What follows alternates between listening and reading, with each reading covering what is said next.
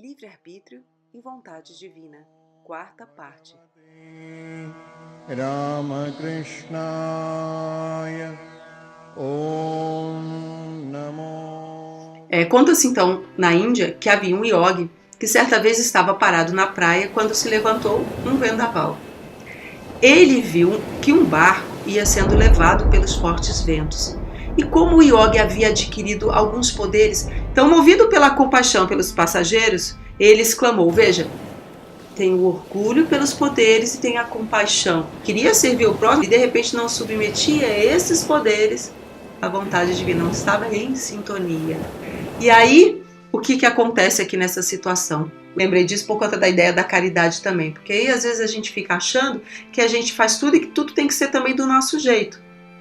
E nem sempre é para ser do nosso jeito, que esse nosso jeito é o jeito do ego, não necessariamente o jeito da vontade divina, né? Aí ele então, movido por essa compaixão, ele exclamou: que se acalme a tormenta. E suas palavras se cumpriram, porque ele já tinha um certo grau de realização. Mas como o vento se acalmou, de repente, o barco afundou, causando a morte de todos a bordo.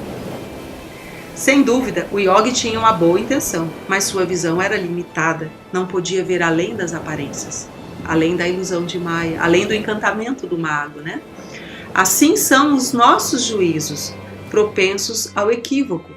Portanto, é necessário que tratemos de nos conformar à vontade de Deus, procurar sentir. Existe uma boa intenção, porque, veja, quem vem aqui, como nós, temos boa intenção. E talvez a maioria das pessoas que convivamos aí fora tenham boas intenções.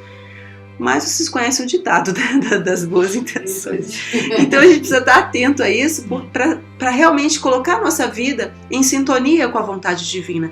E uma das dicas para isso é perceber a fluidez.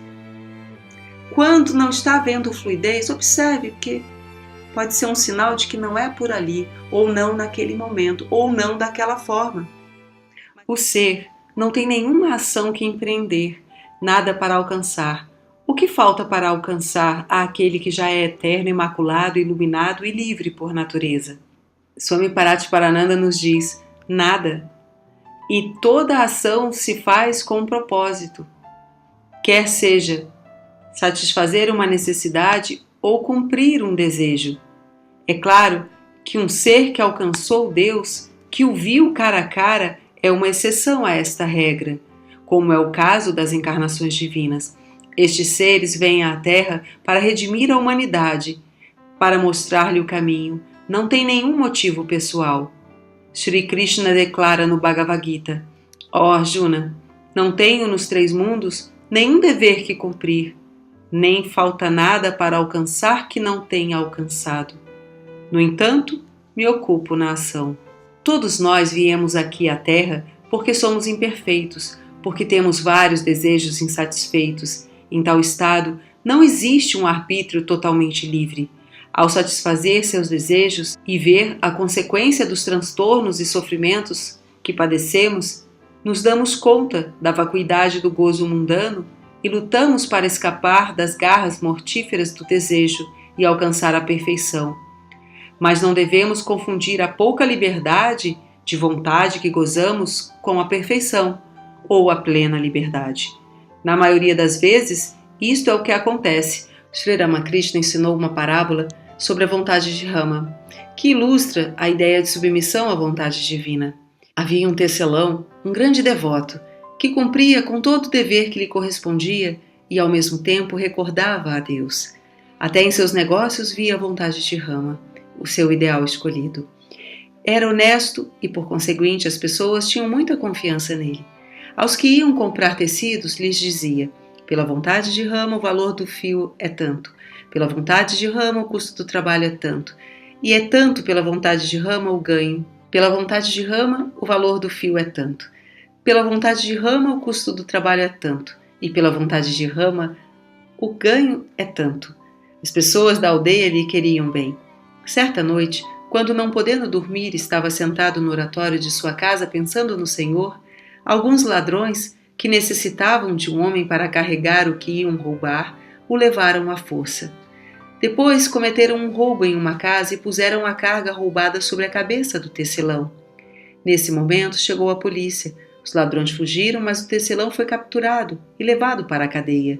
No dia seguinte, foi levado diante do juiz para ser julgado. Os aldeões se inteiraram do que havia acontecido e foram ao tribunal. Disseram ao juiz: Sua Excelência, este homem jamais pode cometer um roubo. O juiz pediu então ao tecelão que fizesse a sua declaração. O homem disse: Excelência, pela vontade de Rama, acabo de jantar à noite. Depois, pela vontade de Rama, estava sentado no oratório. Era noite avançada pela vontade de Rama. Pela vontade de Rama estava pensando em Deus e cantando seu nome e suas glórias, quando pela vontade de Rama passou ali um bando de ladrões. Pela vontade de Rama me levaram à força com eles. Pela vontade de Rama cometeram roubo em uma casa e pela vontade de Rama chegou a polícia. Depois, pela vontade de Rama, a polícia me prendeu durante a noite e esta manhã, pela vontade de Rama, fui trazido diante de Sua Excelência. O juiz se deu conta de que o tecelão era um homem piedoso e ordenou sua liberdade. Em seu caminho de regresso à casa, o tecelão disse aos seus amigos: Pela vontade de Rama fui posto em liberdade. Swami Paratipārananda comenta que esse tipo de submissão à vontade divina não se obtém de repente, mas pela longa prática de disciplinas espirituais e levando uma vida de pureza e abnegação. Também tem que haver conformidade entre o que se diz, faz e pensa. Esta pessoa é chamada grande alma.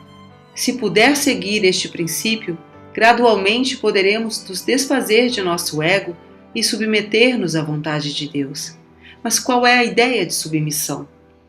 Não se parece com escravidão? Falamos menosprezando as pessoas que se submetem à vontade divina ou nos sentimos rebaixados ao mero pensar que temos que aprender a submeter-nos a ela. Mas não nos sentimos humilhados quando temos que nos adaptar à vontade das pessoas da qual esperamos algum benefício material. E neste caso, o que ganhamos de volta?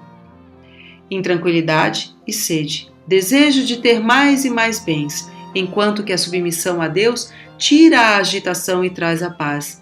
Nada perturba a pessoa que se submeteu à vontade de Deus, como vimos no caso do tecelão da parábola. Pode-se argumentar que isto é apenas uma história e não se tem certeza se tal fato aconteceu alguma vez. No entanto, tem existido pessoas em todo o mundo cuja vida está bem refletida nesta parábola, mas eles não fazem demonstração de sua santidade ou de suas nobres qualidades. Essas pessoas se entregam por completo à vontade divina, não porque seja inevitável, mas porque sentem alegria em fazê-lo, sabendo que a bem-aventurança depende desta entrega. Sri Ramakrishna costumava dizer: assim como uma pessoa que confia o seu negócio a um bom homem pode estar tranquilo, do mesmo modo, aquele que se entrega totalmente a Deus pode estar seguro de que não vai lhe acontecer nenhum mal, que o Senhor lhe vai cuidar bem. Enquanto acreditamos que somos entidades separadas, com distintas vontades, estaremos pensando cada um em seu próprio interesse, os deveres, desejos e ambições. Enquanto existam estes variados interesses, haverá conflitos e brigas, e as vontades que levam às ambições não podem ser livres, já que uma vai limitar a outra. E a menos que todos os pensamentos fluam em uma só direção para Deus, não pode haver união da nossa vontade com a vontade de Deus.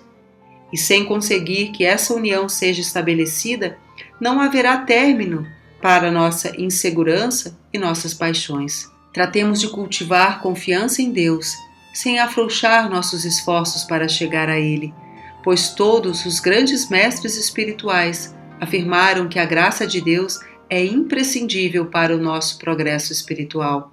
Que o Senhor nos outorgue confiança nele, para que possamos alcançá-lo e terminar com este círculo de nascimentos e mortes.